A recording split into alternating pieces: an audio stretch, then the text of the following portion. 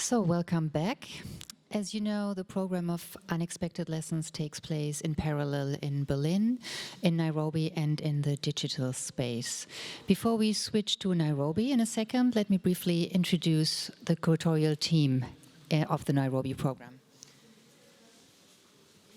So, Chuchu is a filmmaker, musician, and visual artist living and working in Nairobi. He's the co-founder of the Nest Collective, a multidisciplinary artist collective based in Nairobi.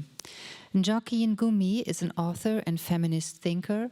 She has worked in the private and public health sector in Kenya and is now a member of the Nest Collective. Jim and Njoki were recently involved in the International Inventories Program, an international research and database project that investigates a corpus of Kenyan objects held in cultural institutions across the globe. Chao Tayiana Maina's work focuses on the application of digital technology to the preservation and dissemination of African cultural heritage. She's the founder of African Digital Heritage and co-founder of the Open Restitution Africa initiative, as well as the Museum of British Colonialism. They curated the program together with the urbanist Kahira and Ngige, interested in the way design influences cultural productions and shapes cities, and with Rosie Olang, who's an arts writer and visual artist based in Nairobi. Please find all biographies and full lengths on the blog Talking Objects Lab. The curators decided that the center of their program is the street, the lived space and the lived experiences of the public who have to do the decolonizing labor day by day, as an essential balancing and expansion of the academic and the institutional. Let's now switch over to Nairobi for the program Decolonization Labor is Emotional Labor, with Streets interview and the artistic intervention What I Felt, What I Said, followed by an interactive discussion.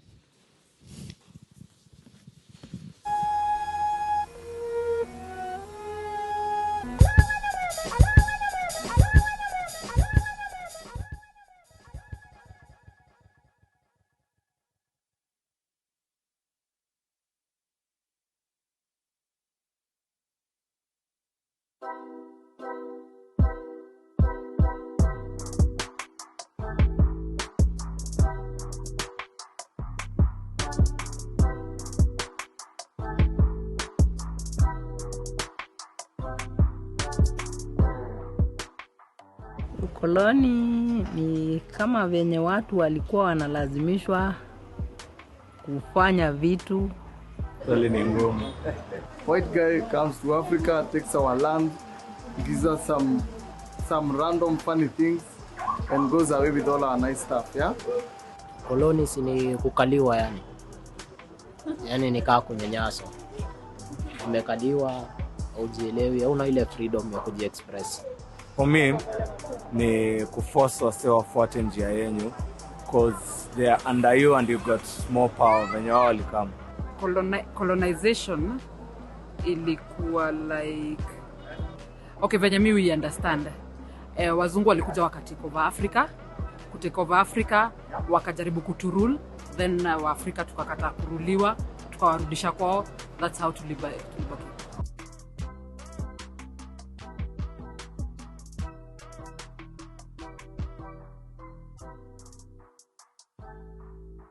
Kitu inauma ni most of us hatuoni hiyo effect na iko. Na colonialism si ati wazungu kukam ama hiyo, unajua kuna pia mental hiyo. Na bado iko kwa kanisa, iko kwa hizi streets, bado iko na wase because there is people wako na hiyo power na bado wako. Part of what colonialism stole from Africa was the African culture. You know, we say that history will always glorify the hunters until the lions tell their story. So if you read about colonialism and how it happened in Africa, it glorifies and amplifies the things that the colonial masters did to Africans more than what the African people lost. As in, like in hii life sizes, unajua kuna kama categories tatu za wase. Kuna wase wako fiti kidogo, kuna wase wako hapa katikati, na kuna wase wale wako down kabisa. So mse ako down ndio anakanyangiwa kukanyangiwa. So mseka huyo ndiye ana feel effects ya ukoloni bado hivi. You see it in terms of land that was taken. Some of them are still here. Some of them even left for their children and children's children. And they're still here. And we find other things of colonialism, like those who suffered under the colonial, the white man. Some were left without limbs. Some were punished and their livelihood came to an end. Their homes were banished. There is a lot. We still feel it to date. And some of them are alive anyway. But some died, but miserably. Okay, hizo effects zao, mimi naweza feel zile positive. Manake, mimi nimeweza kupata elimu. Na nimepata elimu kwa sababu ya jinsi tulivyochanuliwa. Na jinsi tulivyojenga ama jinsi tulivyofanya bidii ili kuweza kuinua chumi yetu.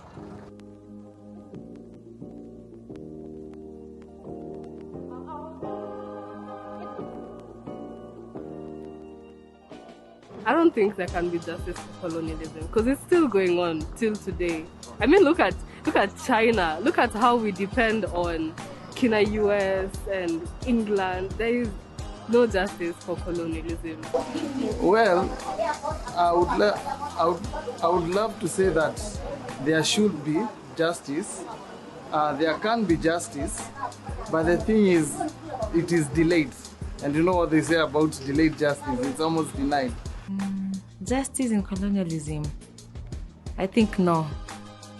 Ukoloni haiwezi kuwa na haki kwa sababu Waafrika hawakuwa wanajitawala. Walikuwa wamenyanyaswa koloni hadi wakati walikuja kuondoka ama wakati walikuja kuondolewa ndio tulipata uhuru na ndio tukajitawala. And I feel like Africa we should stand on our own and be independent kushinda like as in tuonyeshe wazungu tunaweza, we can do it on our own. Si lazima tuwategemee.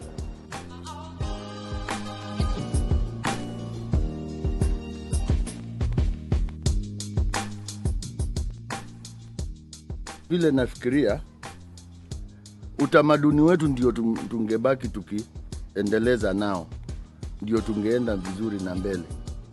Sababu walizozichukua hata zikirudi kama hatujui kuzitumia na hatutaki kuzitumia itakuwa ni kama haina maana. Unajua wale wase wa zamani walikuwa na ujuzi. So kuna ujuzi fulani ambaye tulilost ambaye saizi hatuwezi recover. Na vitu kama hizo unajua bado zinaweza shape mavijana na nini. Unaweza ona zile vitu hata wewe upate idea ya vile unaweza tengeneza hiyo kitu in modern time. So kitu kama hiyo ni muhimu. Pia hata sisi tunatamani kuziona. Hata mimi niko sure kuna vitu hujaiziona wewe mwenyewe. Na bado ziko huko. So ufiki zikatolewa huko ziletwe huko. Watu wangezioneshwa na maybe wafafanuliwe vile vilikuwa vinatumika kama vya kutumika. Kama hivi. Lakini unajua si watu wengi wanaweza kubali zirudi juu wasi walienda na hizo artifacts. Unaona wao wako Europe au blacks wako huko. Na wao sidhani wanaweza kubali kuja huko museums cause wanaweza sema ati hatukuni hiyo force as hatuku go through kitu wao wali go through, so hawezi kubali. Mimi ndio mimi naona. What does a white man have to do with the African artifacts? What do they know about it anyway? Why are we keeping our heritage in someone else's country?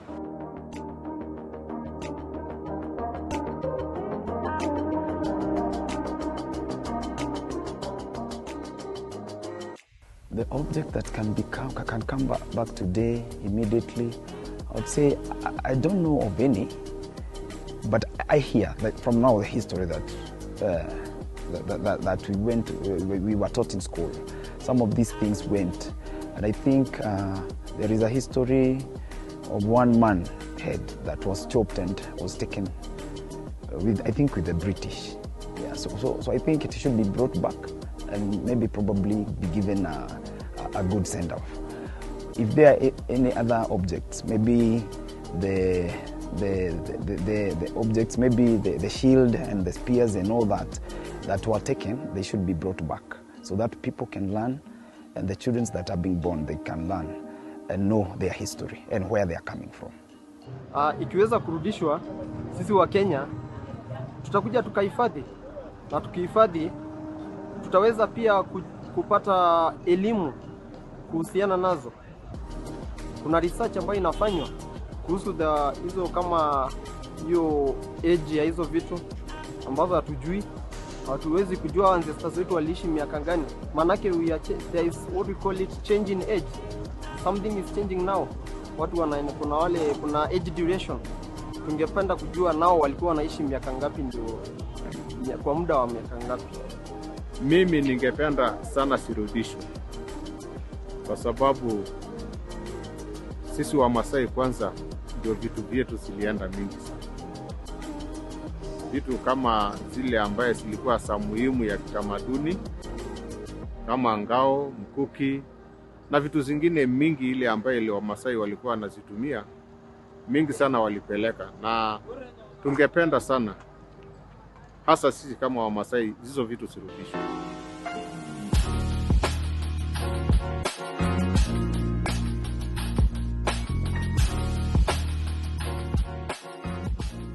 When I think about the ancestors, you know, ancestors are people who they are not living dead to me.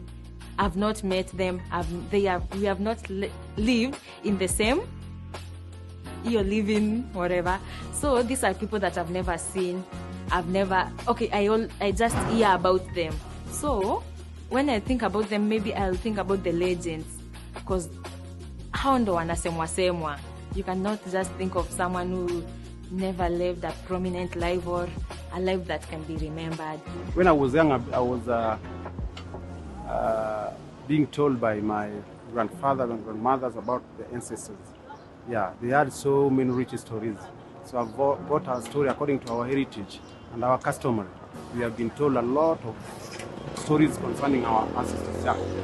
I think about my great grandparents. I think about my grandfather, my paternal grandfather, who fought for the British during the Second World War.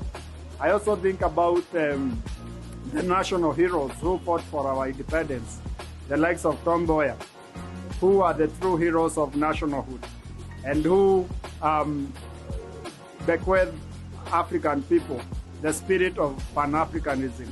I don't know where the ancestors begin, but if they are great-great-grandparents, there are things that you associate with the ages that are gone that belong to our ancestors, and we are still using them to date, or we are now learning them in books.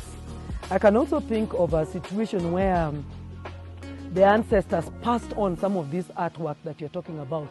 You can only attribute it to their creativity or their mastery of what they were doing. Like when you talk of smithery, then you think of the people who began them or the people who made them then. My great-grandfather, huwa tunaambiwa story zake, huwa naona angekuwa sasa mwenyewe ningepatana na yeye awe ananiambia one on one venye kulikuwa kunaenda, venye kulikuwa hiyo kwa sana kwa mind yangu, na nijue kwa stories zingine unapewa na wao walifanywa unyama sana. Angekuwa saizi akwambie yeye ama uone kama ni part ya body haiko uione. Unajua kuna wale great leaders ambao unasoma kina Mekatilili, wasee walikuwa wengi. Mtu anaambia wasee hizo risasi hazitawaingia ni kama maji. Unajua msee alikuwa amepiga mahesabu zake kimpango. So unaona so msee alikuwa tu ako fit, alikuwa na believe ambaye yeye wewe mwenyewe ukipata hiyo believe unaona ni shadow, lakini alikuwa na believe, anajua hiyo believe ndio itakonka pale. So vitu kai like the ones which we read on books, like the Kisoi Munyao, Mekatilili wa Menza, those are the legends to me. Our ancestors, somebody like Olonana, Koitarel, and many others. Ancestors. Sao ni wase walienda na slavery. Kama wote. Mi wangu ancestors wangu kwanza waliblanda. Wangechukuliwa tu. Sasa ningekuwa majuu. Sipati vumbi.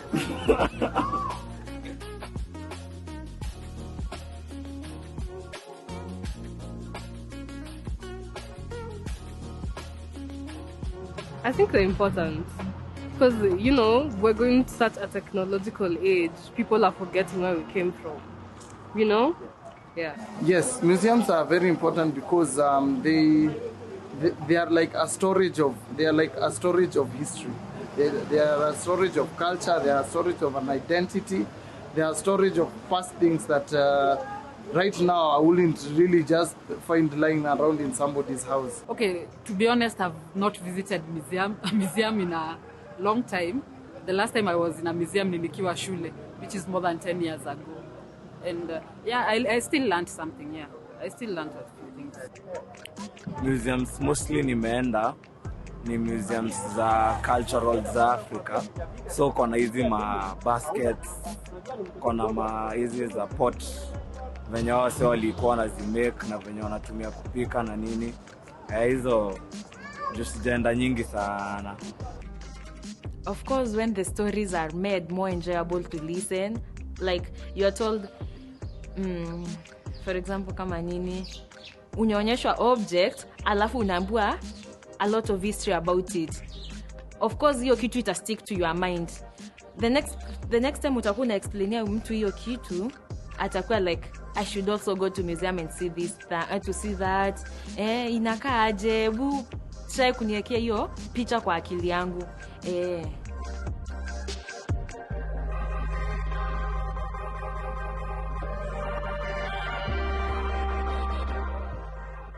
Yeah. Miuva is a Masai.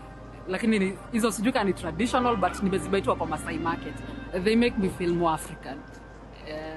I have an ornament, but I don't have it yet.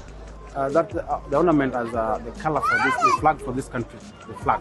Hii naipenda sana sababu ilikuwa ya babu yangu na nikiwa nayo huwa inanisaidia kama wakati wa niangalia TV umbu ikifanya hivi najilinda nayo. Wanjuku wangu wananiambia hii niwapatie, nawaambia hapana, hii ni yangu ya hii. Yaani naipenda na wanaipenda. Nafurahia vile msingi wa kupenda vitu inaenda. What is this? Is it traditional? It never leaves my hand because it makes me feel very dear to Kenya as a country. And I think the Maasais do this kind of work. I also wear akala. Do you know the akala shoes? We like it because it's comfortable, it's traditional, and I also like African wear. I have quite a number of African wear, though we tend to use them during functions. And earrings. I have earrings with Africa, and then I have earrings with Kenya. I think that is something that it's depicting African or artwork. Yes.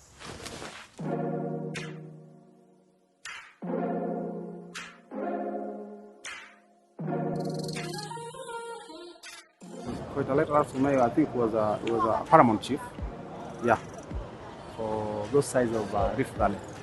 Yeah. He was a traditionalist. He was Korkoyat, and I think he was leading the Nandi, probably as I think chief or what. I know he was killed after being betrayed, and he was from, is it Calais? It was Calais, yeah, Nandi. Yes, you know, I was a history teacher. So we taught about Koitalere, Arap Samoei. This Nandi leader, he was a Nandi chief, but a religious leader. He could be able to see what is coming. I remember we were teaching that even when the railway line was about to come, he foresaw a snake passing through the land. And then later on, he could see the white man. But actually, he died because he was resisting the colonial rule. They waylaid him, called him into a meeting, and then killed him. Yeah, but he took over from his father. I know about him. Koitalele, Arap Samoei. Alikuanga freedom fighter ama? Yes, I have. Of course, he was an African hero. he resisted the colonial masters. And he's one of the people who rallied his tribe and his people and his nation against the misrule of the colonial masters.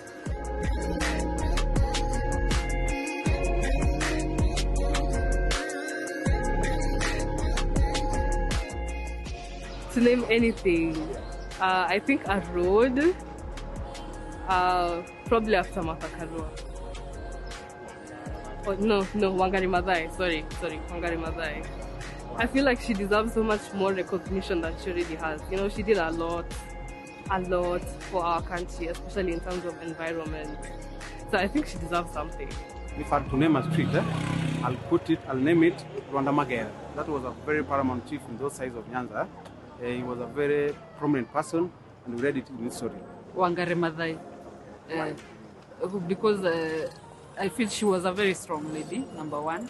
Alikuwa na represent as in what an African woman should be. If I was to name, I think I would have to think about it hard, because of course there are so many heroes.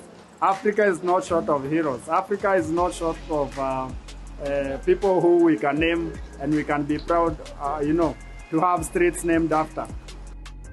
Ingekuwa vizuri jina ipewe ya kitamaduni kulingana na maeneo fulani.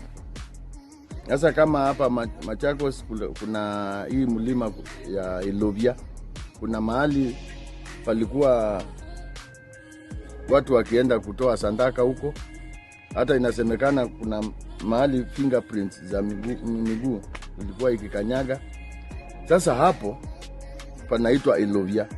Kwa hivyo bila kuleta jina nyingine mpya, tunapewa hiyo ndio inazidi kuendeleza utamaduni wetu.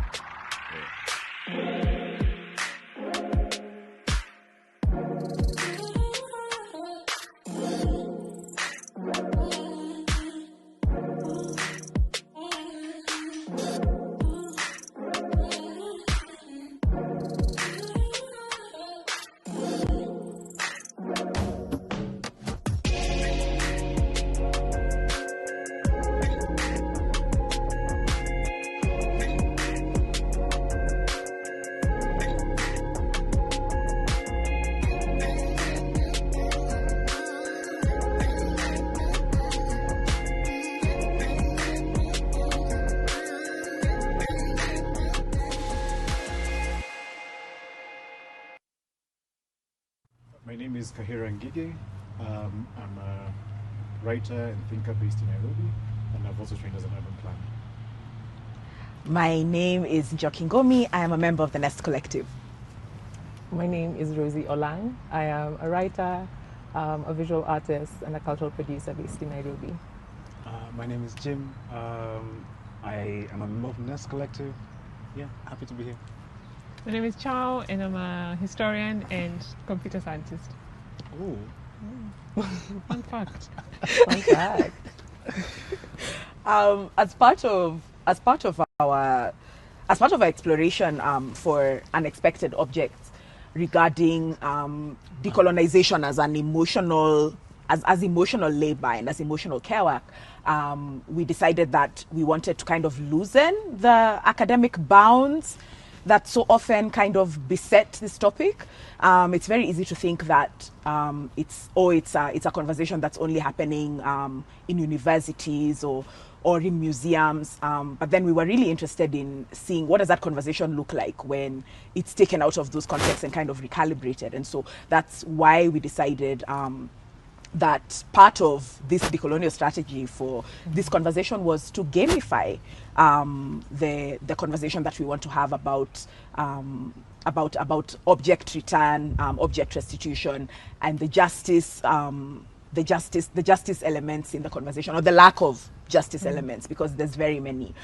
So to put this game together, we were really interested in kind of crowdsourcing all these kind of diverging and variant opinions that populate the internet, and the opinions that populate the internet, of course, populate normal culture as we know it. We took a sample of them, a very diverse sample of different things that different people were saying at different times, and we put them together in many ways so that we could then start to think through how do we frame our own opinions in reaction to or converse to some of the opinions that we're seeing. How are some of these opinions coming along to strengthen what we ourselves are thinking? What are some of these opinions teaching us about why we think what we're thinking? And how do we have this conversation as a large group of people, not just necessarily as one person watching a talk at home and then wondering, so what do I do in this situation? So the way in which we'll play this game, and one really interesting thing that came up was that there are some things in this object return discourse that are what we call our problem. That's for us to figure out, that's for us to decide. And there are things that we call their problem, which is what the people who are currently holding the objects in custody, which tend to be global north countries, what is their problem? And sometimes not necessarily even global north countries, it's like the museum industrial complex as well. I think another thing that we'll definitely discuss is to see which arguments exist in relationship to one another. And so we'll be able to see that, okay, when people say this, it is a shadow or a mirror of this other argument that somebody else said, and this other argument that somebody else said. And we were also really interested in kind of unpacking the idea of emotional labor, to be honest about what some of these statements make us feel, and to be able to express our feelings about some of these statements. And so this is a work in progress, and we're really going to enjoy kind of developing it as we go forward. But we wanted to present how far we've gotten in this video. Yeah. I guess it's time to start, right? I guess we talk about how the gameplay works. Oh yeah. So the gameplay works by we have a set of what we're calling questions, and then we have a set of statements. And so somebody will ask a question, because some of the opinions about object movement are framed as questions. And so if we ask the question, we can then kind of express how we feel about that question, and then say, this is an us problem, this is a them problem. And when we say us, we mean the communities, we mean Africans or the global south, or people whose objects have been taken, and when we say it's a them problem, we mean this is a global north problem, this is a museum industrial complex problem. That's for them to talk about, that's for them to solve. When we say that something is an us problem, we mean that's for us to talk about, that's for us to solve, that's for us to figure out. And once we've kind of decided whether it's an us or a them problem, then we'll be able to look at the other set of cards that we have, which is a set of statements, and we see what statements are related to the questions, that's currently being discussed. So, in summary, ask a question: is it a them problem or is it an us problem? And what are related arguments? And what do we think are related arguments vis-a-vis that's not related to that at all? That's probably another kind of argument about this thing. And destruction. So the first question we have is, what about the absence in Western museums that will be caused by object restitution? Is this a... It's family a them problem. Them problem, them being... Yeah. I love how them that problem is. Yeah. Yeah. And I think it's been weird to be in discussions where that question has been posed to us, and we're like, but we have been living with absence on this side, and so we've survived, even though that equivalence is not fair. at all. Because there's kind of like an additive absence and a subtractive absence. Yes. But yeah, it's family as them. So this goes to the them the global / north. global Wow. Oh, Hi. this side is the them problem place, and then here we're going to put the distractions, which are things that don't necessarily fall under them problems or us problems. They're just Small red flaws. herrings and nonsense that people throw into the conversation to distract it. Okay, so them problem. So does anyone have a statement, cards that kind of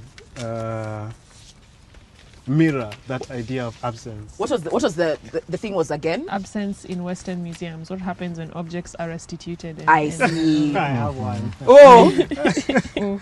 I have a card that says Africans complain about everything. They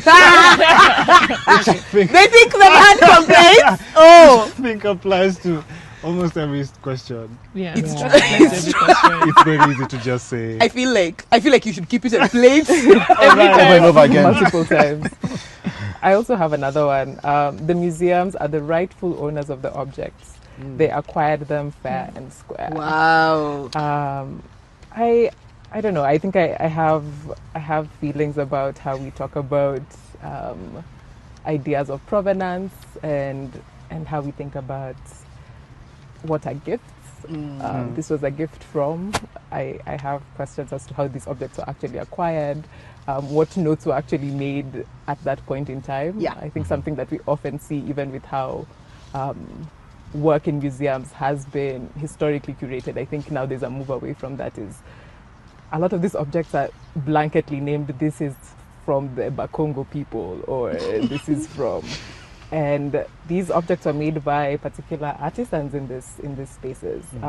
So that's an interesting thought, actually. The one for like even when you look at the database that we were doing for IP, the attribution to objects was to communities and not to individuals. And if you look at the way that the West kind of consumes art, and the separation between tribal art, which kind of belongs to the whole community, as opposed to these individualized kind of works of art that are Leonardo da Vinci's. Yes. Wait, Rosie, what is your statement again? Because I had a thought. Yes. And it is the museums are the rightful owners of the objects. Yes. They acquired them fair and square. Listen, so for me, what's exciting here is this idea of fair and square. Like, I mean, the audacity of like, did you go to talk to every single object and ask it, were you acquired fair and square? And the object says, I indeed was acquired fair and square. Like, you know what I mean? Did you go to every, like, the objects were, it's such a falsely but audaciously moral statement. Like, I don't know. Yeah. I am aghast. Like, that's actually where I am. Does I am anyone have aghast. the card that says finders keepers? No, but I have a similar one that says the objects were seized by the local authorities of the time, which was legal. It's no more theft than when the government auctions off the sports cars of drug dealers. So again, it's like objects belonging to these people, but then also it was legal. I feel Like we went through all the proper channels. I feel like the introduction of a drug dealer to this context is firmly in the distraction category. It is a distraction. Like the minute you say the government auctioning, cars? no. Sports cars and drug dealers? No. I feel like that's firmly a distraction. I want to remind the audience that these are not statements that we made up. These are things that we found on the internet. That real people said. Yeah. Or I have one. Mine says returning some objects will create precedent for more claims from other countries. I really like when people say things that are true. Because I'm like, so like, yes, and you know. So I guess this is like a related statement. I have one that speaks to absence in a different form. Because it says we can give back the objects, and Africans can then give back electricity, the telephone, railroads, sanitation, refrigeration, and computers. So my question to you, fellow Africans, can you survive with the absence? Oh, the absence of technology. The absence of technology is being equated to the absence of the objects in. I really want to just say like one sentence about this idea of giving back sanitation, because I mean, like, if you just walk on Twitter and see what the conversation about generalized sanitation is,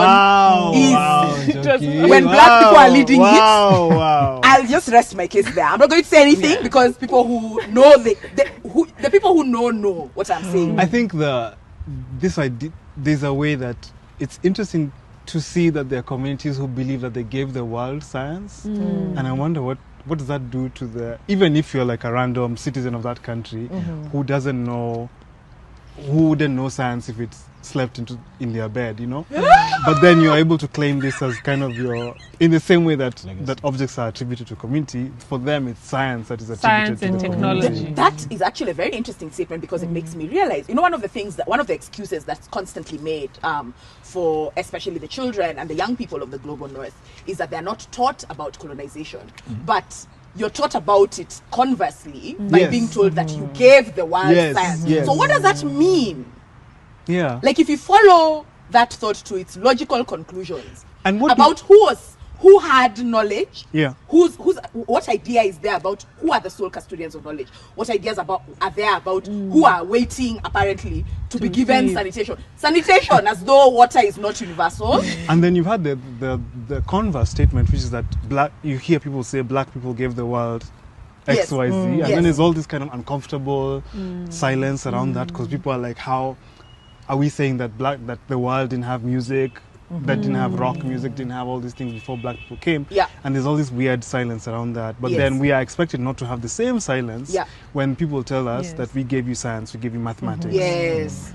I mean, it's just a power conversation. It's who gets to define, who gets to...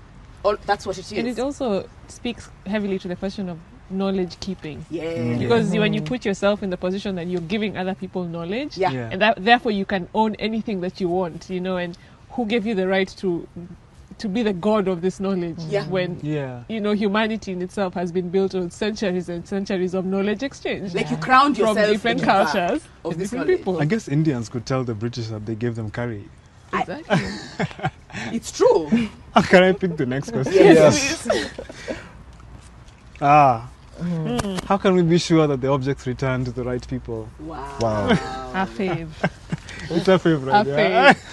So is that us problem or them problem? This is a them. It's an us problem. This is an us problem. Yeah, it's an us problem. So I'll put it here, right? Who the objects come back to, it's up to us to decide. Yes. As this idea, like this the right people, it is that question is already framed to make us think that it's the people who are currently in custody of the object who get to determine who the right person to return an object. And you said they are the wrong people to have the object. So who are they to determine who the right people are? They're not. That's why we say it's Can you imagine somebody coming to your home and stealing your saucepans?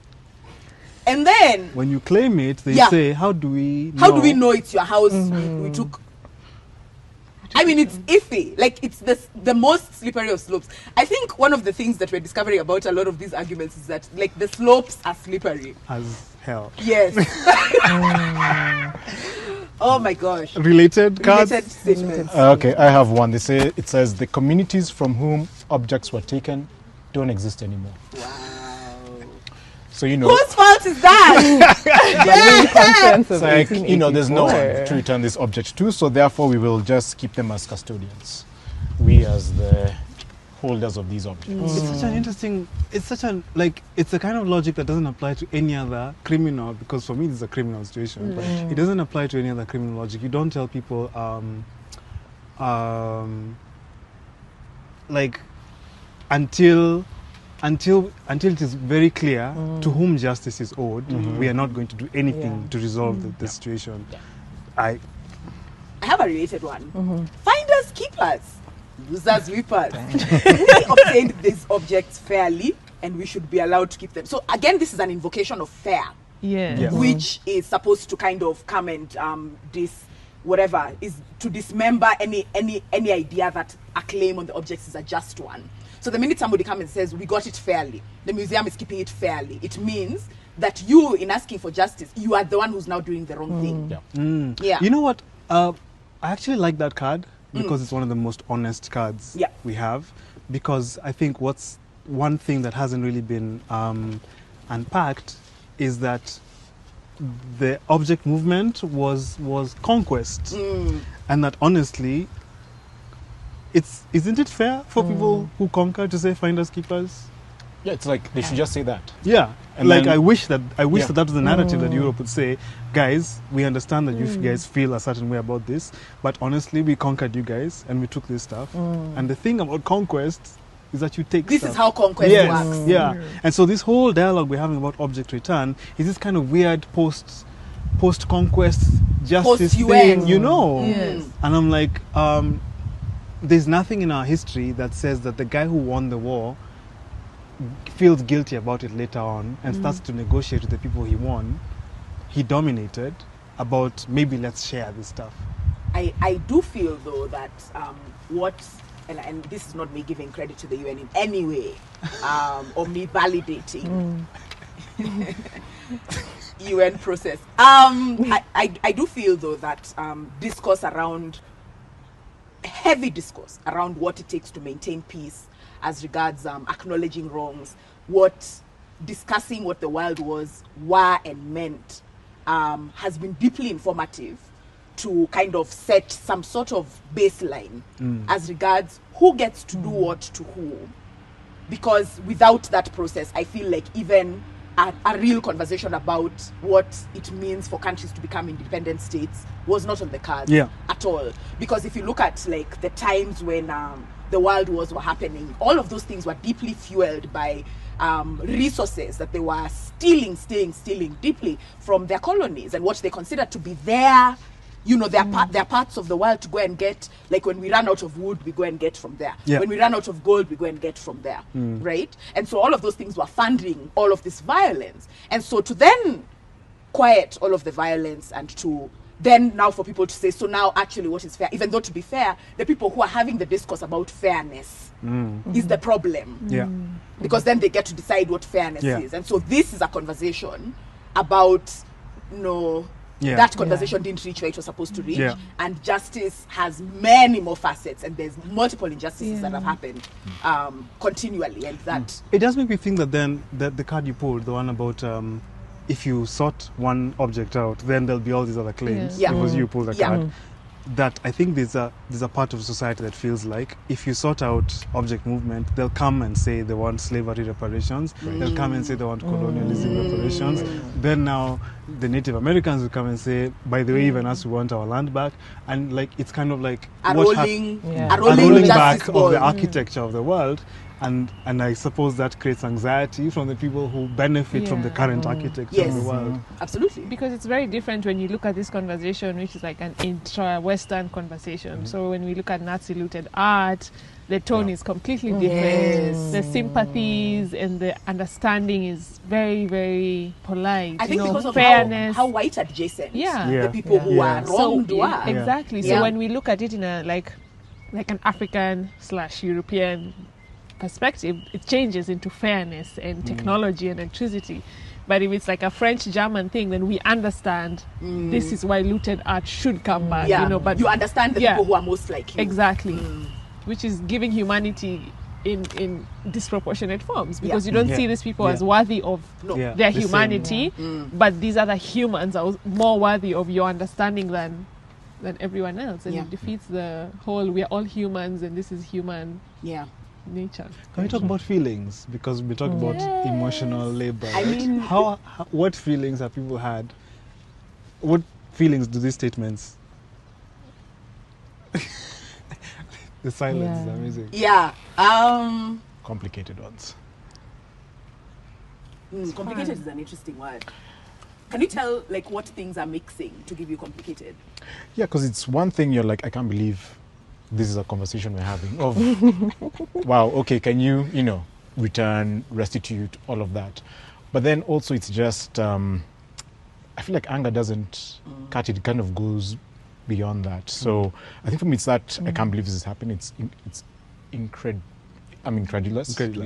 But then also it's, it's like a deep-seated anger about, one, you have to justify all these positions. And then it just makes you look whatever, like the angry African.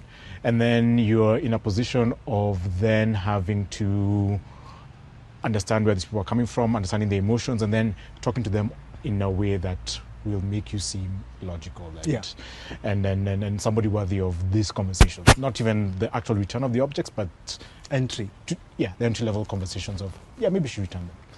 Please. I think I feel two things. I feel there's a thing that Jim says about how is this still our problem? Like, how was this not solved earlier somehow? And which, to be fair, it's not necessarily like an indictment of generations that came before, because for also me it is. Really? Yeah. Give me a minute. Wait, for me, I want to kind of open a path to the realization that public discourse about race was not able to be what it is now. It was not as widespread in the ways that it is now. Even though, like, Pan-African discourse, whatever, all of those things, true. They're all true. But also different generations were at different distances from the violence of the colonial project. And there are ways in which their silences were self kind of preserving, right? And so the farther you get from a thing, the ways you're able to speak to it and in it and for it, the demands you're able to make within it are completely different. So I do understand the thing that Jim says when he says that the how is this still our problem, but I also feel like there's, because of the kind of amplification that the wider multidimensional, infinite dimensions of the movement for Black lives, this is part of that conversation. They're not all separate conversations. They're all absolutely one conversation. And so, like, for me,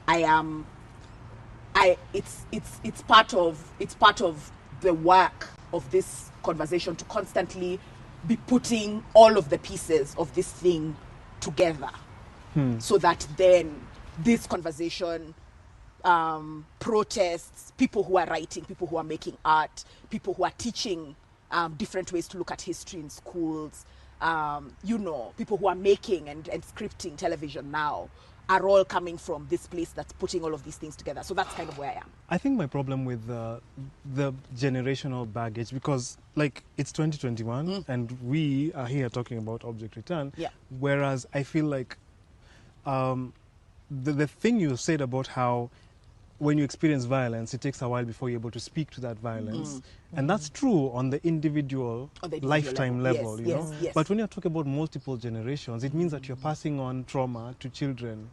And so my question becomes that relationship to the violence should have been inverted. The response should have been immediately urgent and you know, because if you don't immediately address it, you're passing on to the children.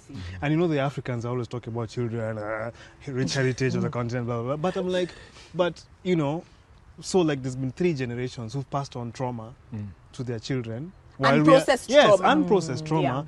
And that the tools with which the further generations have to address that trauma are less, not more. We have more language, definitely, but we have less receipts. There's actually a thing that Chao had said earlier, which is that, like, sometimes you might actually reach a point when there's a generation of people who, because we're not told about the objects, we're not told about any of those things. Like, some of us came to the knowledge of this conversation in the last few years, right? Very expensively also. Exactly. So there might come a point in time when there's a group of people that just don't know. They don't know. They don't understand and that they why, can't care. And that they are unable to. And so I guess it's the thing of the things that are passed on unsaid. That's a problem. Rosie should be the question. I should. The next question. The next question. Yes. So the next question is: the British gave the world representative democracy, the rule of law, the Industrial Revolution, global commerce, banking and finance, organized sports, airports and trains. They abolished slavery, but they stole some objects. And does that make them bad? Why not call it collateral damage? I mean, I always enjoy that. And when I use the word enjoy, I'm being hyper ironic. I always enjoy that somebody feels like for me these questions invoke Excel sheets when they shouldn't, and then they refuse to invoke them when they should be invoked. Does that make any sense? Like, somebody wants to equalize when they feel like they brought all this value. You're now complaining about this small thing. It's like, and you know what that means? Like, I paid your fees, you know, I did, I just slapped you once. Why is this marriage? Why are you calling it abuse? Yeah. Right? Yeah. And you know what that means? That it's a distraction. Yeah, for sure. That's It's a not distraction. highlighting any problem. Yeah. It's Yes. I have a statement for that. It says, the debt has been paid 1 million times over by the sharing of industrial, medical, technological and political advances, like the principles of human rights and representative government. In many of these places, people would still be rotting around in mud without written language or even the will. Even the what? wheel. The wheel. The wheel to jazz. So, yes. What does this person mean by rotting in mud? Rotting around. Without even a wheel. Without a will. Oh my or God. written language. Oh God. The debt has been paid 1 million times over. 1 million. You see numbers. Again. So, like, what perspective is this person speaking from? Because the wheel was not British, right? The wheel was not British. Yeah, and mathematics wasn't British, was it? No. So, like, Fractals what is have that line? Yeah. But it's this idea of benevolence, that we've given you so much. I have one. We've given you so A much. benevolence one Yes. also, because like people are very Benevolence is a aware theme. about, Yeah, benevolence is a and that theme. goes back to the thing that you were saying earlier about you are not taught about colonialism, but you are taught about empire. Yes. For sure. Yep. And so you can't walk around thinking that human rights but also empire. How does that work? Right? So mine here says the life expectancy in countries such as Nigeria has almost doubled. This person has statistics. Almost doubled in the last 50 years, largely due to Western developed medical and agricultural advances. If there was ever a debt, so you see if. Yeah. Now it's hypothetical. If there was ever a debt, then it's been more than paid. I have a card that also speaks to that. Mine is Africans should be grateful for what we've done for them. Again, that us versus them. Who's this we? Yeah. And this is the destruction pile. Yeah. Thank you, Rosie. Thank you, Rosie. Rosie has to run. So it's my turn to read a question now? Yeah. Okay. Don't these objects represent all humanity? Why not retain them in our museums? You see, ask them, and like everybody is clear. Like all of these educational questions that are invoking are very clear about the place of empire in today's world, right? But then they talk about representative democracy. So which is it? Yeah. Right? Anyway, why not retain them in our museums where the whole world can see them? Because of course the whole world has access to their museums. All the museums in the UK have free admission also. So this is, I think, a them problem. I think it's a distraction. It sounds like a distraction, right? Because it's not offering any. There's no solution being offered there. There's nothing to be solved here. Yeah. Okay, yeah, it's a distraction. Okay. I think I have cards that respond to that. In fact, I feel like I have many. What do you think of this card that says items that are valued tend to move to countries that are wealthy? I have a similar one to that, which is along the lines of the returned objects will end up in the black markets. Exactly. And find their way back to Europe. Yeah. So, everything meets at the in the West, center, eventually. in the West, yes. And I have another one like that says, give them their objects back. If they sell them to Chinese collectors or destroy them in a coup, so be it. Listen, there's so many. People have really thought through what will happen. What happened when the objects return? Yes, and that goes back to what Chao was saying. Like, there's this kind of worship of the object while dismissing the people that they belong to, right? Yeah. And without the people, the objects have no context. Yeah. If the objects are returned, they will be destroyed. Third world countries don't have the funding, the facilities, or expertise to keep the objects from degradation, which is fun because who told them that the object had to be kept ad infinitum forever? Yeah. And if you look at, for instance, the National Museums of Kenya, which has one of the world's most unique collections of human fossils, here in Nairobi. So what is the argument when you have fossils like the Turkana boy in Kenya that do not have to be in the Natural History Museum but are here and have been preserved, can be seen and accessed? Aren't we maintaining collections on behalf of the world? And we have done it well. So what's that argument about? I hate how much, and I think Kahira said this earlier about how to enter the conversation, you have to prove that you're not emotional. Exactly. You have to prove, and then it's the same thing with the Exactly. museums. Like they have to prove that they have conserved other things in the past. We So can they do this. Yeah, we can do this. There's another fun one I have here. Fun. African governments are not the best custodians of the returned objects. Some communities are being oppressed by their states. And so their objects wouldn't be safe in the hands of those same states. I have a confession. I agree with that one. Uh-huh. I'm sorry. I do. What? I do. I have questions. I do. Let me explain. Uh-huh. So, for instance, if you think about things like pre-colonial African sexuality. True. Hotly debated topic, right? And any objects that speak to pre-colonial same-sex desire, feminist positions, would they be safe? For instance, in Uganda, for instance, who are kind of criminalizing everything that is not straight, right? Yeah. If you had objects from Uganda that spoke to a history that ran in the face of that, would those objects be safe in Uganda? I think that then is this statement, while the original was a distraction, whose problem is that? Is this a Western problem to solve? Because the minute it's the West that has to solve this, then they become captain, save a country again. Yes. And that's what they thought they were doing before, or that's what they deluded themselves into thinking they were doing before. Yeah. And these with laws, with the project of empire anyway. Yeah, and these laws are actually based on their laws. Yeah. So the laws are actually their problem. The laws and are the their context problem. for the oppression is actually their problem. I think that's an us problem. Yeah. In the sense that the safety of objects that speak to Yes. a wider that is contentious. In yes, quotes. contentious society. Yeah. And I think then it means that then African societies have to have a conversation about how do we treat histories that are inconvenient. Yes. What's our relationship with them? That's an us problem. Yeah, that's an us problem. Okay, there you go. I agree with that. And just to add, I think the other thing is going back to what Chao mentioned about future conversations. We don't know what the future society, what their context or what their feelings around some of these contentious histories is. So, yeah, as much as it's an us problem, we can't speak for the people who are not here. But then the problem that the thing that power does, and that this is a universal thing, it doesn't mean that like only the global north with its interpretation of empire will do that. Everyone who has power will always interpret every single narrative to suit their needs in the present. They don't really and that they imagine that the only thing that will be worth saving is what they decide is going to be worth saving. Which is why so many histories in general, there's some things we will never know because they are gone. They were gone years and years and years before. Our friend George used to say that progress always moves forward and that freedoms always expand. And I used to be cynical about that.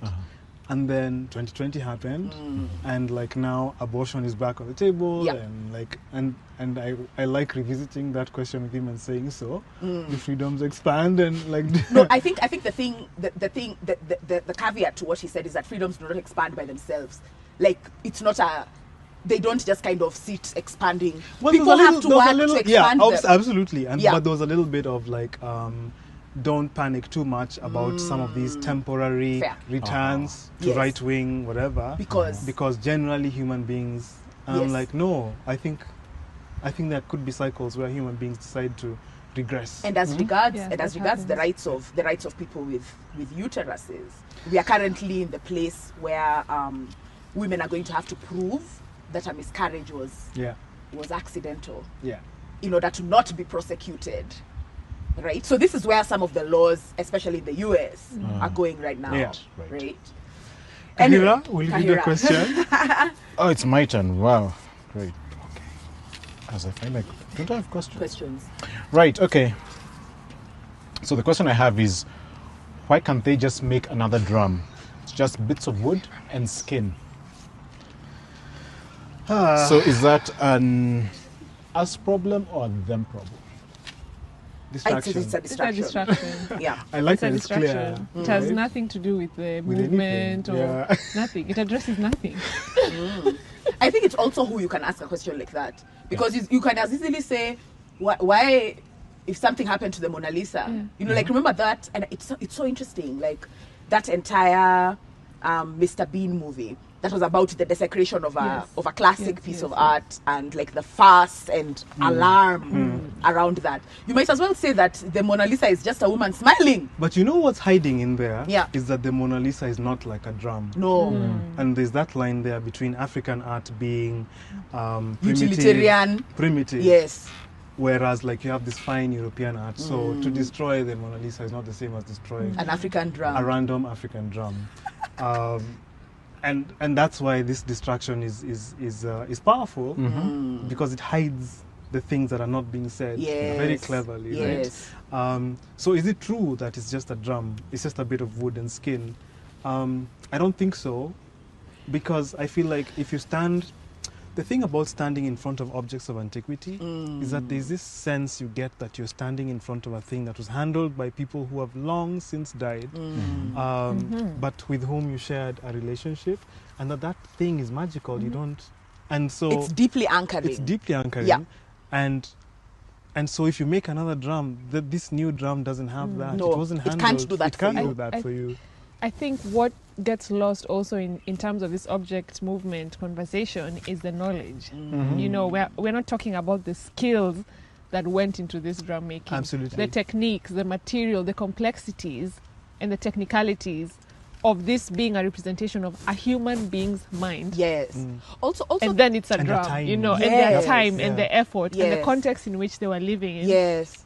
Is completely negated when we say, why don't you just make another one? Because if you look at culture, and especially tangible culture, as a form of art, which is the rawest expression of you as a human being. Right. What does it mean then when we say that, why don't you just make another one? When these cultures we've been violently separated, very violently separated from our communities and from this knowledge and from this skill sharing. You know, what do these objects represent in light of looking at it as an archive? I had a sad story about this German museum was telling us how some Kenyan artists were calling them to ask them for photos of a shield because they wanted to make one so they could have a ceremony here in Kenya. And like, why don't you make another one? It means sometimes you don't have a reference for that object. And then is every Kenyan artist able to call a museum in Germany? Is every German museum able to even pick that call? Yeah. And then they're like, and you're pleading for a photo. You're pleading for a Not photo the object. so that you can then copy. Like the power dynamic is so clear. It's terrible. And there's a thing that Chao has said as regards what we call the technicalities of the drum. And it's very easy to imagine that the technicalities only involve, it is a piece of wood, it is carved like this. But it is also things like the tree is a certain age. Exactly. Why? What type of tree is it? Where was it growing? When was it planted? What skin? Who cures the skin? What is the intention of this drum? What is this drum supposed to do? Is the animal that provided that skin a specific one? And why? Even around anymore? Yes. Because then we're also dealing with a world where things don't just exist anymore. So even what we're calling the techniques, the technical elements, some of those are intangible as well. Exactly. Right? And that we are separated from them completely because we don't know what the spiritual context was, the cultural context was, and those are all completely lost. So even this idea that you can just make another, you can't, because you don't even know what that drum is. Right? Yeah. You have no context on the drum enough to even begin to envision how it was made, what it was used for. And it would be high-end arrogance to imagine that you can look at that drum and you can make an identical one. From a photo. From a photo. Because you don't have access to the object. Or that somebody can 3D print, because that's another kind of my favorite solution that's being thrown around in the name of like open source and whatever bullshit. Like you can 3D print a solution. I have a statement that actually is about a drum with reference to the Pokomo drum. Why not work with Pokomo leaders to have the drum sound electronically sampled so that they could have the sound to use? Yeah. I think it goes back to, the question of provenance and all you've said about the kind of, how do you call it? The mythical properties of things. Like so much of Western art is about that provenance. Yeah. You cannot set fire to a Michelangelo and then 3D print or print another one and then be like, this is the same object. It's not. So to say, let's take a sample of a sound of the drum being beaten and then being like, aren't you satisfied with this? is so strange and so anti everything that I guess Western art is about. So it just shows that they have no, as you said, no respect for the people. I feel like and the cultures they came from. I feel like this statement is like the spirit of the British Museum, because the British Museum are currently making replicas of some of like the Benin bronzes and heads and African objects that they have, and selling them as home decor. Right?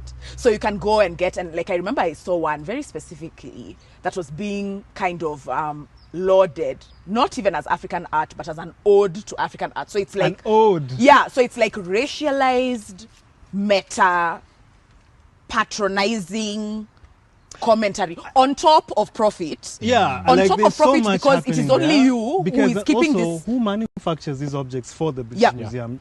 Are there Africans involved in the manufacture of these objects? Because then there's a transfer of technology there by force. And so when we talk about these artists who have to call a German museum, compared with the British artist who can actually work with the object to make copies, odes, for the British to sell. And then for us to then be told that British museums are free to enter. But British museums are also selling odes to African art. The other exciting thing, and again I use the word exciting ironically, is this idea that why not work with Pokomo leaders to have the drum sound electronically sampled? So remember for the Pokomo, the Ngaji is not just a drum. That's not. So this idea that somebody can go and record the sound and then they use the sound as opposed to having the drum and doing the ritual with the drum is wild. It is wildly. And if you apply the same argument to anything within, Christianity or Islam or, like any religion, people do not get that you can take. Are you going to go to the Vatican and take something and say, why don't they just reproduce it? Yeah, like what is that? What is the analogous example? There isn't, because like the point of and I mean to be fair to church history, there was a long period of time when nobody who was in church leadership wanted the people to have religious texts, because people having religious texts means they can ask questions, which was a problem for the way that the church had kind of arranged the power setup. But the Ngaji belongs to the Pokomo.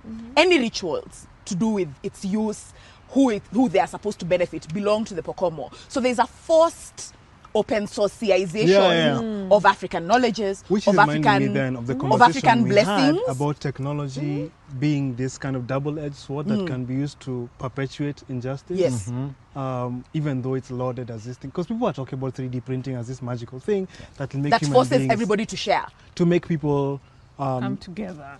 And consciously make three-dimensional things. But I'm like, if you're gonna use that technology to then separate people from objects and say, you guys can have this 3D printed replica, which has no value, right? At all. It has no value. It is a copy, so that we can retain this injustice. Then that's technology in service of injustice. I feel like also the other issue that we're dealing with here is who is the one who's supposed to share all of the everything vis-a-vis the people who, and there's a lot of in the distraction statements, this imagination that Britain shared representative democracy. Britain And now shared it will share electricity. the sound of the drum. Yes. It will share 3D printed copies. Yes, but when you look at the things that are actually not being shared, such as COVID-19 vaccines, it becomes very, very clear who is supposed to benefit from what, why, and how, right? But then this Ngaji must be electronically sampled so that some idiot can put it in a song, in like a little trance song, that can then be played in clubs around the world. And call it Afro-industrial. Yes, or Afro-spiritual. Wow. And also the assumption that Pokomo leaders would want this. Why not work with Pokomo leaders? Have you asked them?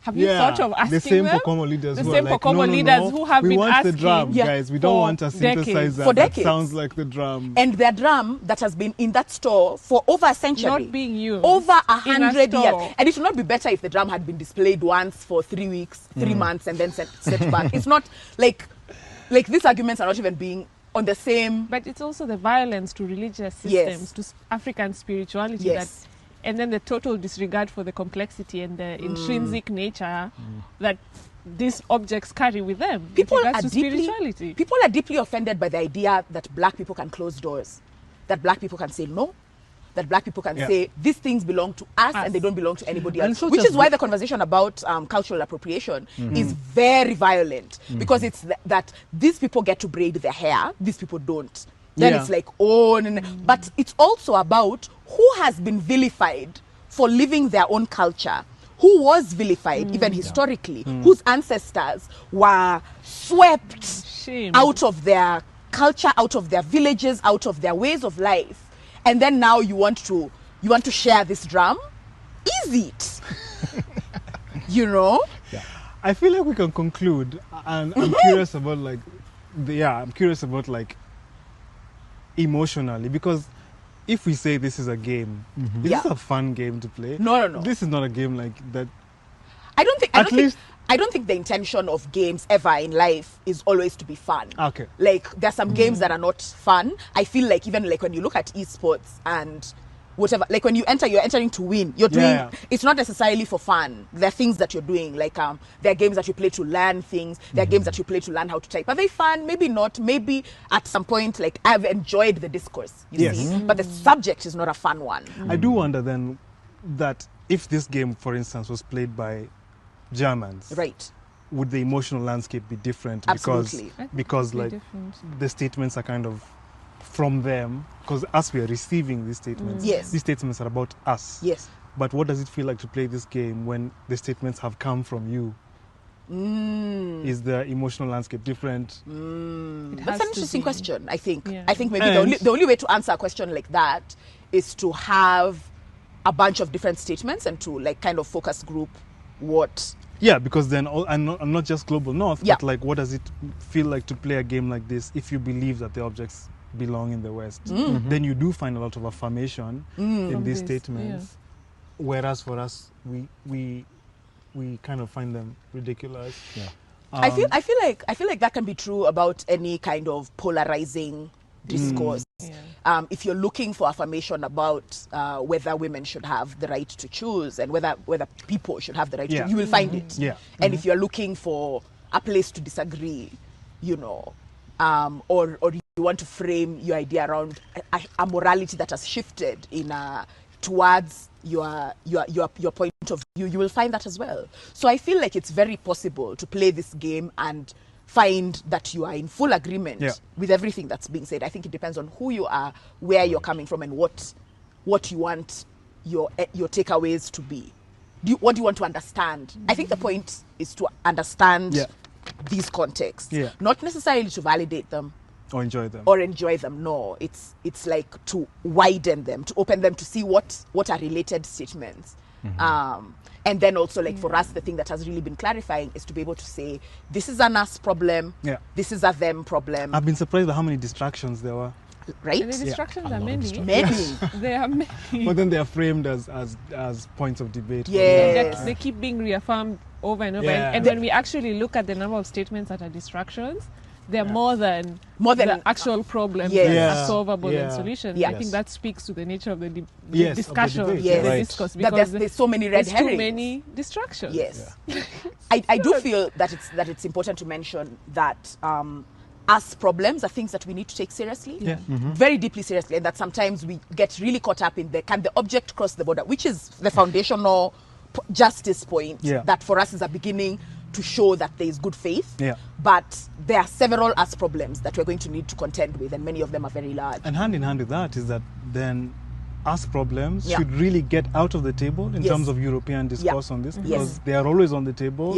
And we are saying that remove those ones. Let's talk about the ones that actually involve you. Yeah, the theorization, the thinking, the writing on us problems should be done by us. Yes. You know? And the theorization, the thinking, the writing on them problems should be done by them. Yeah.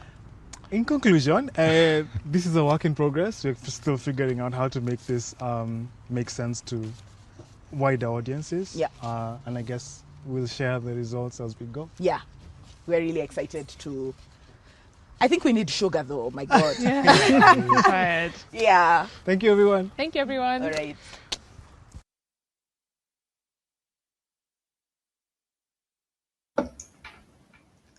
Hello again from Nairobi. These are the 5 curators from the Nairobi session. And I suppose we should provide some context for what the audience has just seen. I don't know if anyone amongst us has something to add based on what we've seen all day. Let me ask Chao.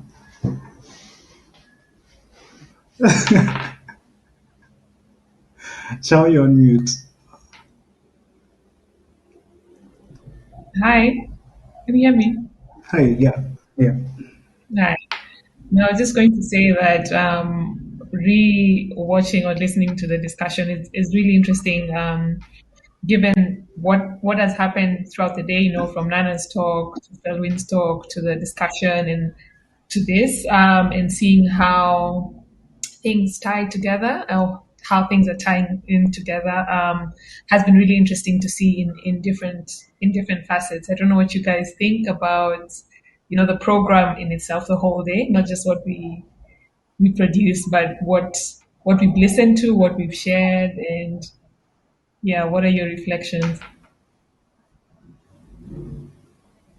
Yeah, I think much like you, just the connections throughout the day have also just been really interesting to draw, and I think we're going to get into it a bit when we start discussing what we were trying to do with the Vox Pops and our conversation as well.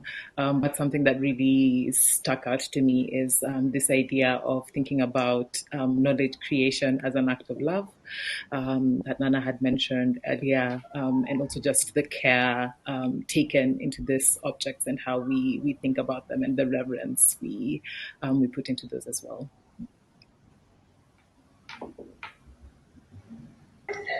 I think for me, the one analogy I can think of for how the conversations of today layer is that it reminds me of the harmonies in a choir, where like maybe one group by themselves are singing alto and the other group by themselves are doing the high notes and somebody is doing the ad libs. But then when they all come together, it's quite something. It's really, really beautiful to hear the context, especially from our diaspora kin. It's really beautiful to hear. I particularly loved, Rosie, what you've said about an act of love. It was so deeply rooted in what Nana was speaking about, and how these rituals connect people to each other. And she gave examples from her own family, right?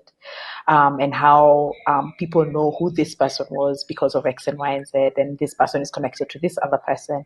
And so when we imagine then what it means to take away a ritual as a way of people connecting and as a way of people remaining connected, it's quite a harrowing, it becomes quite a harrowing thing.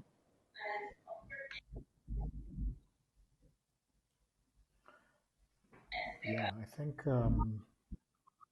just thinking about the two video presentations we had, which is the Vox Pop and the introduction to the game, got me thinking about how we could enter this conversation with, I guess, humility. And by that, I mean, what are the strategies that, you know, the sentiments we got from people who think these objects should not be returned or are not valuable or useful or are important to us, and the feelings on the ground, and mediating those two things. So side by side, I think for me, it created a very interesting narrative, you know, thinking of what the average Kenyan feels and thinks about these objects, and what I guess the powers that be, or the people who own and control these objects, or how they view them and how they express them. So I think for me, thinking of what you've said about acts of love, and it made me think maybe there's a different way we can instill humility into this this process that we're about to talk about. I suppose maybe one thing to explain about why we thought that the Vox Pops would be an interesting addition to this conversation is that we keep saying that the conversation about object restitution and the whole justice and reparations question usually is framed too much, in our opinion, within the museum and academic circles. Yeah, whereas from the perspective of a country from whom objects were taken, this is not so much a museum or academic issue. It is actually a public issue. It's a public debate.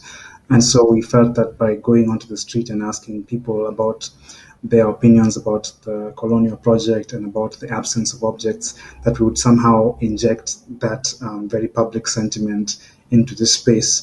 And the thing with public sentiment is that it's not neat. It doesn't fall into neat borders. And so you have people kind of apologizing for slavery in some instances, or even saying that maybe the Africans are not ready to receive the objects, which is an argument that we hear very much from the West.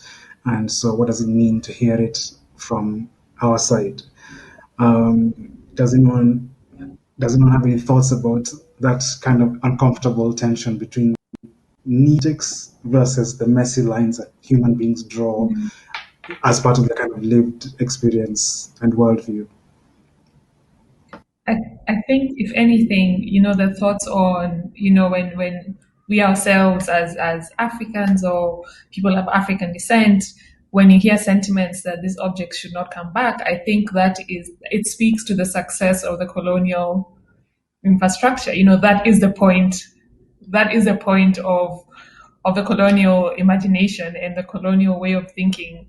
It is successful in that regard. And I think if we look at both these sides as products of this same system, I do very much see it as proof of the damage.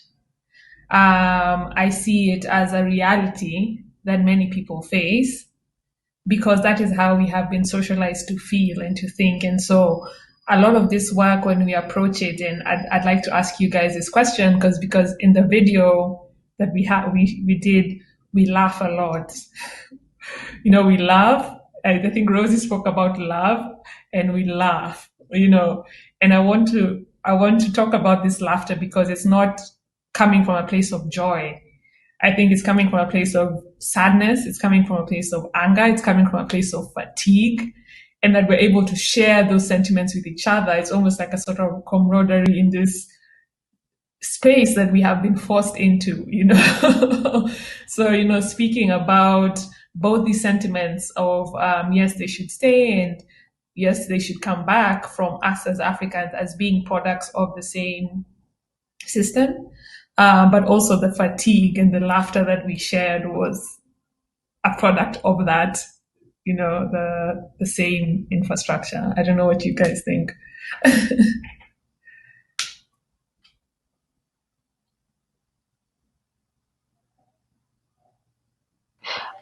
Chao, I really loved what you said about how the laughter was not coming from a place of joy.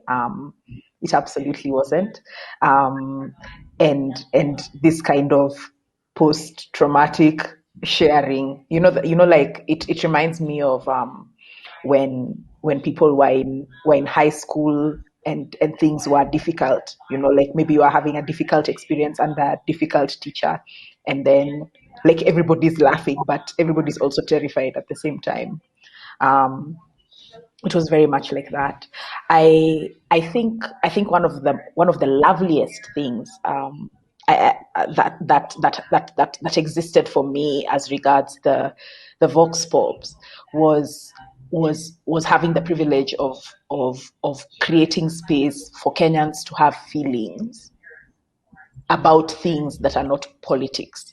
Because a lot of times when somebody is going out to the camera to ask Kenyans, so what do you guys think? It's, but then like asking people, are there objects that mean something to you? Are there names of places that mean something to you? And then like this man tells us about his fly whisk and how his grandchildren want it, and then he wouldn't let them have it, and then they play this very lovely game. Like, these are the things that we are told are rumors in Kenya, like tender grandfathers, families that are happy to stay together, and all of this brokenness, which of course is rooted in this kind of the same colonial traumas, because the same colonial traumas caused the same scarce resources, which caused the kind of, the violences that we see in many, many ways, in different forms and in different facets.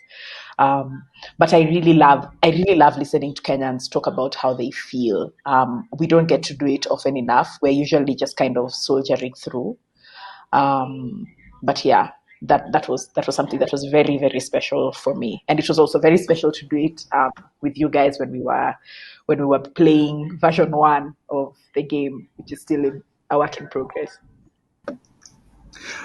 And Njoki, I like that you talked about how Kenyans feel, because a lot of our theories around this whole presentation was about feelings, which is an amount or an object that we feel has not been accounted for enough in these conversations.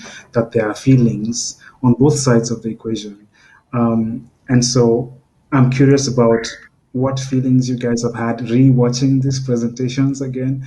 I know that some of the card games that we played, we've heard those statements over and over again, but it's like they still elicit feelings from us, no matter how many times we hear them. For instance, the "why don't they make another drum" will always trigger me, and I wonder whether that feeling ever goes away. Are you guys experiencing the same thing?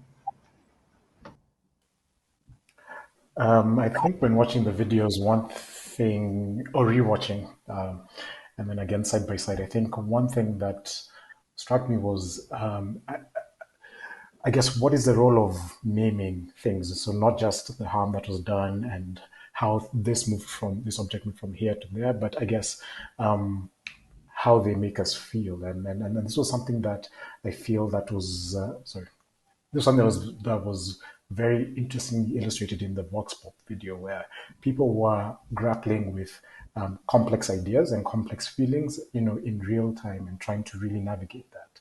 And so for me, I think on top of all the feelings that I felt when we recorded the video, I think it's now thinking of this process of, okay, how does the average Kenyan, or how do we now talk about these complexities? And then from there, how do we then see ourselves as, citizens of this country? And I think you could see a little bit of that, where we could now name the relationships we have with each other as individuals, but also within the wider community and, historical and future context. So I think it was a very interesting process of now thinking very positively of what can come out of this process, and out of the anger and the frustration and the annoyance. Yeah, and just to add to what Kahira said, also just the sentiments from the Vox Pops of trying to, what does it mean to have these objects back for those who are excited about them, and thinking about new behaviors around these objects, how that is an us problem too, how to navigate that, how that labor is difficult and that labor will take time. But I think there's also generally a willingness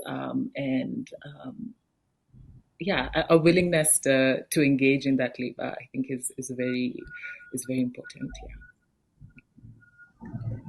I love, for me. Oh, sorry.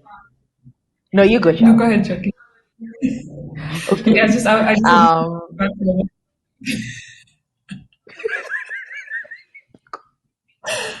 gosh, it had to happen. We're not in the same room. This is the perils of the digital age. But I just wanted to quickly say, when Rosie said that when you're talking about us, them distractions, I think for me that has given me such a clear bearing on where things stand.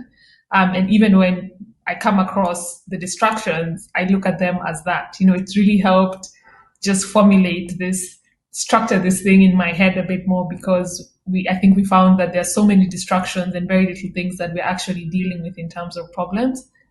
And I like that when we began to frame it that way, it completely changed the conversation in how we see whose responsibility it is to do what. Yeah. I think for me, the thing that was also interesting was that even if we've sat together and we've had several different thoughts about how these things should go, we're not in 1,100% agreement. There's a lot of nuance in the different opinions that we hold about how different things should go. And for me, that was a very humbling thing to just kind of echo Kahira's talking about humility, that the point is that we all listen to one another, and the point is that the conflict is generative. The conflict leads us somewhere, that we're able to have a tough conversation, such as what happens when we have objects that say a thing about our history that we don't want them to say, or we don't necessarily want to be known. How do we deal with those parts of our history, and that having that be a generative conversation one way or another?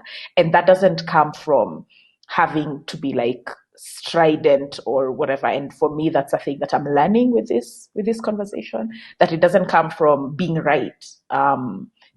People will not shift opinions on the fact that the person who's talking to them is right. They'll shift for different reasons, and those reasons are a lot more intangible. I suppose that's a good place to end our presentations from Nairobi. And maybe one last thought would be about this idea of gamifying these very difficult ideas. I see we have 5 more minutes. So we can talk about gamifying difficult ideas. Do you feel like there's something, because the line that you straddle there is being subversive or being unnecessarily playful?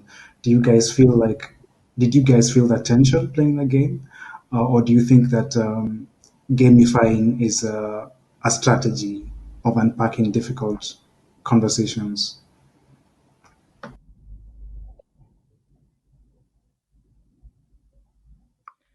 I think one of the early ideas that we hoped the card game would do is also kind of devolve that work of having these conversations and making it available to people who are interested to have these conversations in their own homes, to have it with their friends, to have it with their colleagues, just find ways to devolve some of that work, to devolve some of that labor.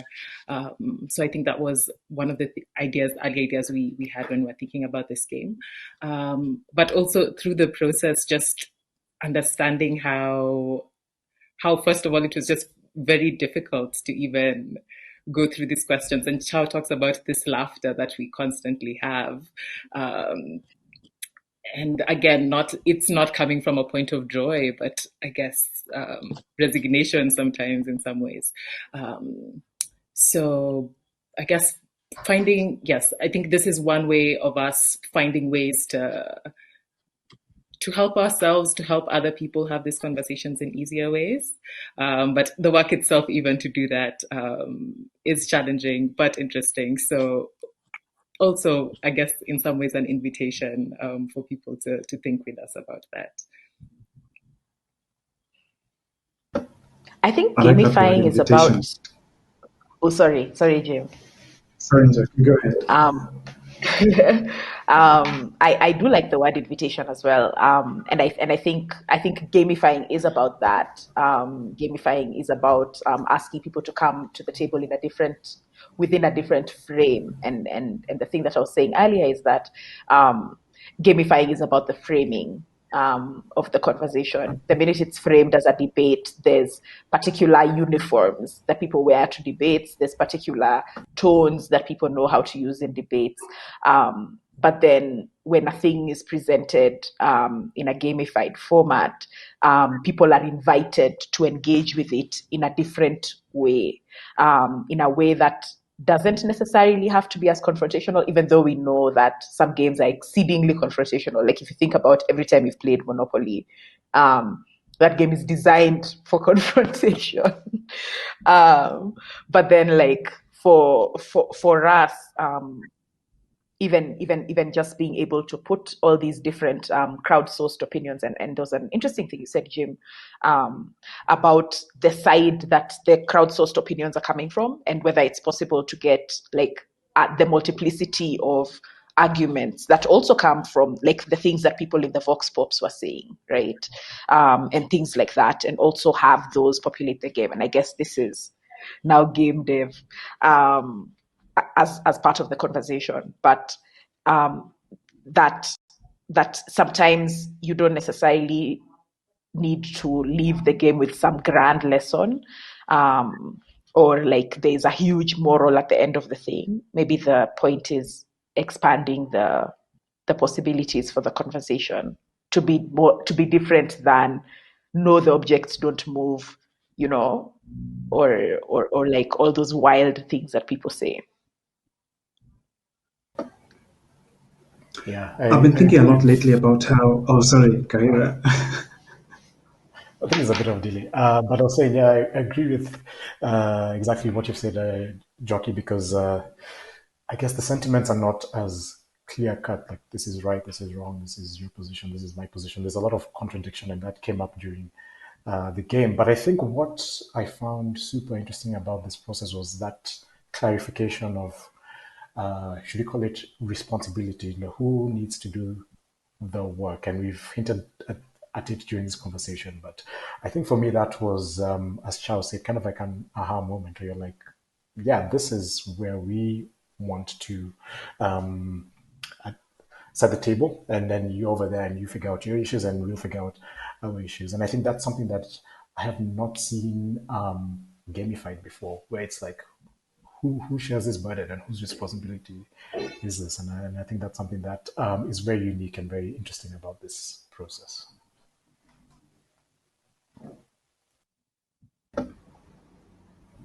I've been thinking a lot lately about how this thing where we kind of try to put a measure on our feelings, and the other conversation about whether a person on the street is a valid kind of agent of asking for objects or having an opinion about objects. I wonder if those two actions are the actions of trying to humanize the Black voice, by saying that aside from being characters in a story about extraction, that we are also people who have feelings and memories and ideas. And I do know that a lot of the work of decolonization is about infusing the idea of Blackness with humanity, which is a thing that has been denied for many centuries. I mean, the very idea of slavery was to not be able to see the Black person as human, and so to then use kind of frameworks that compare them with objects or animals. Do you guys have any thoughts about this kind of the kind of additional labor that the Black voice has to do to kind of validate itself within these conversations? And I know that's a super abstract question.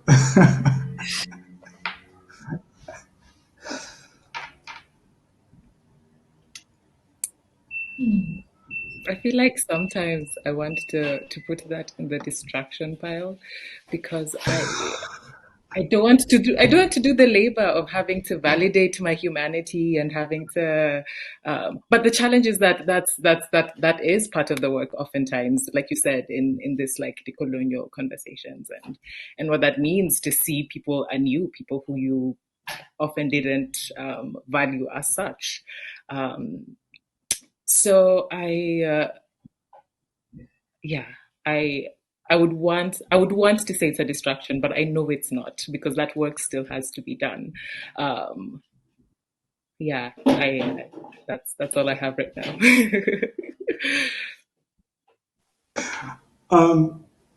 That's interesting to hear that.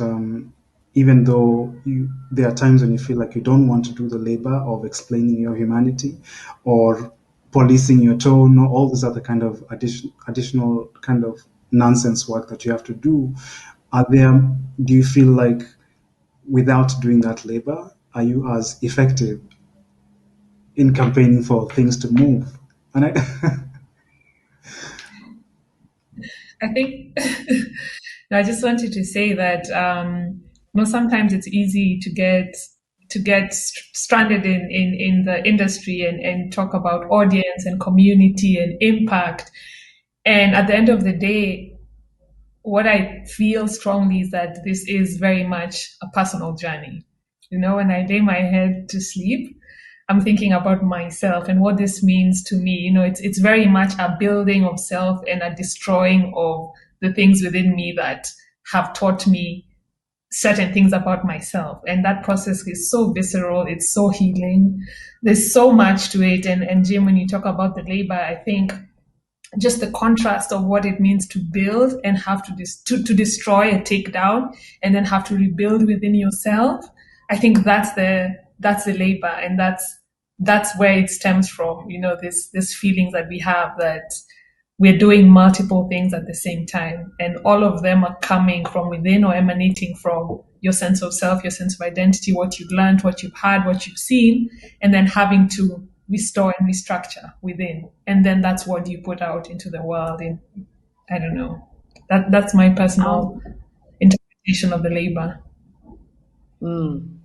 I really agree with Rosie. I hate this idea that we have to be effective advocates for an end that you know what I mean. The people who took the objects were not even effective thieves, right? Like, so now for us, like, the labor of effectiveness is a difficult one to swallow, and for me it will always be. I do think that to kind of balance out what Chao is saying about the individual's journey, I think is also the community's journey, the society's journey, and that these things are happening at the same time.